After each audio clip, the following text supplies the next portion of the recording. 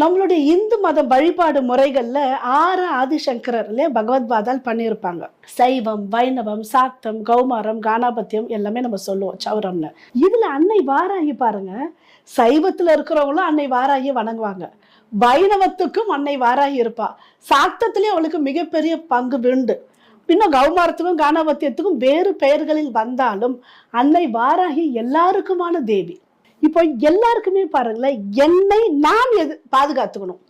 என்ன நான் எப்படி பாதுகாத்துக்கணும் என்கிட்ட இருந்தே அப்படின்னா, எனக்கே தெரியாமல் என்கிட்ட துர்குணங்கள் ஏதாவது இருந்தால் அதை முதலில் காலியாக்குபவள் அன்னை வாராகி இல்லையா? அப்போ நான் என்ன சுத்தமா இருக்கணும். எப்படி தங்கத்தை நெருப்புல போட்டு பவுன் சுத்தமாகுதோ, அன்னை வாராகி முதல்ல அவங்க சிஷ்யனை யார் அவளை நம்பி வருகிறார்களோ நிறைய சோதனை கொடுத்து அவர்களை பக்குவப்படுத்திடுறான். அப்ப எதையும் தாங்கும் இதயம் ஆயிருது இல்லையா? இன்னொன்னு அவள்